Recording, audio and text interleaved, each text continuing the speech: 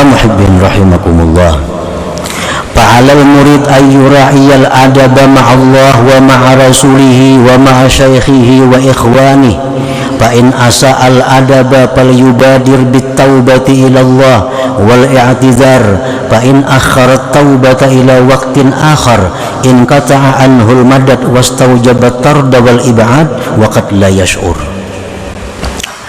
Maka atas seorang murid itu hendaknya dia menjaga adab.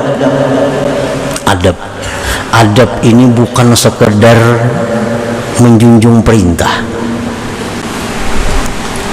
Orang misal sembahyangnya meselawar katuk, bebejo kaos, bakupiah kada, apa kada, ini sembahyang.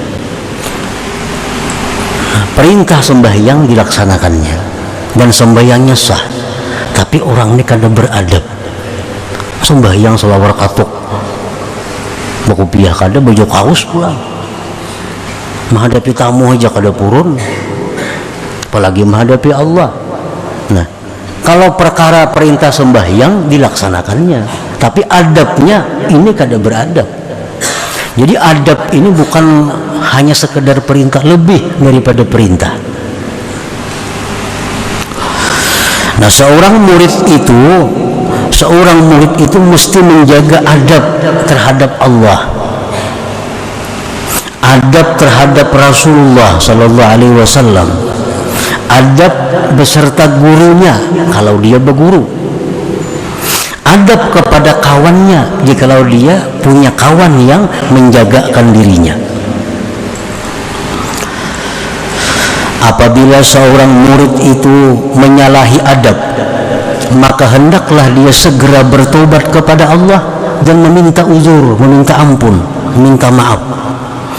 Jika dia melambatkan tobat sampai ke waktu yang lain, maka Allah putuskan, maka terputuslah dari murid itu bantuan rohani dari Allah, dan dia pasti terusir, dijauhkan dari hadrat Allah, dan terkadang dia tidak merasakan demikian itu. Para muhibbin rahimakumullah,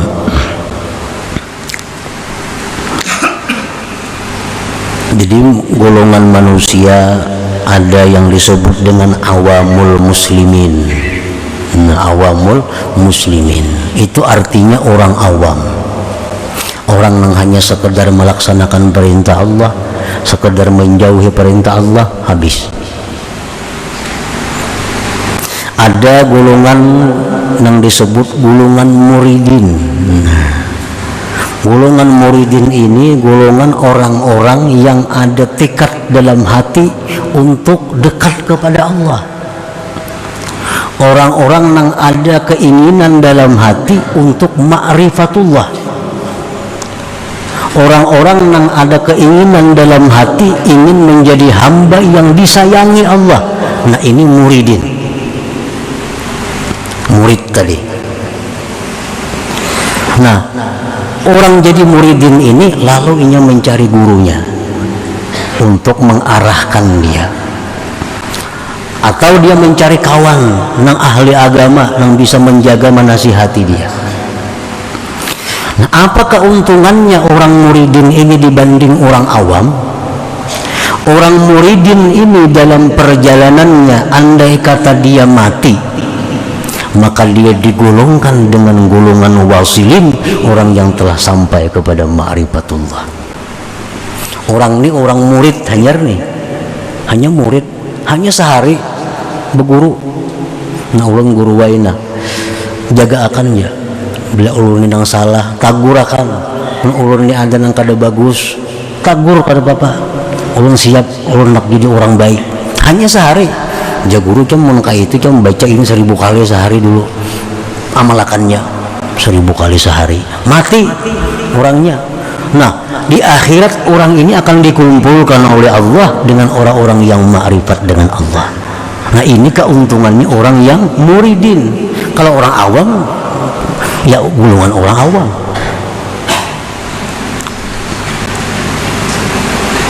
Andai katanya jadi murid, kada bisa-bisa berpuluh tahun dah kada ada pina peningkatan, tapi tetap inya berguru, tetap inya mengamalkan apa nanja guru sampai mati kada bisa juga. Nah matinya pun digolongkan dengan orang-orang yang wasilin.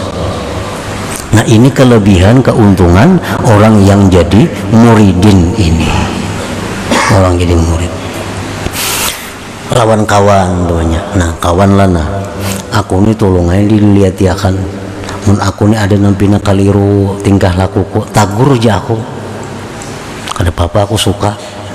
Amun aku ada pina akhlak nampina kada bagus, nah lah kasih. Macam Sayyidina Umar radhiyallahu anhu, Sayyidina Umar mendatangi sahabat Nabi yang bernama Hudzaifah.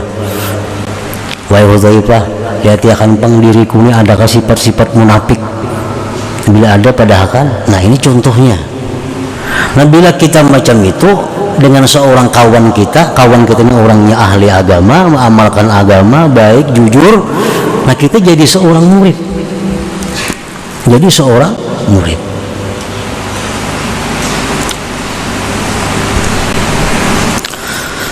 Nah seorang murid tadi apabila dia kada baik adabnya, maka hendaklah tobat. Nah minta uzur, minta. Kalau ditunda-tunda kayaknya Allah hentikan bantuan-bantuan rohani kepadanya. Bantuan rohani itu macam kelezatan beribadah, itu bantuan rohani dari Allah. Kayaknya kada nyaman lagi beribadah.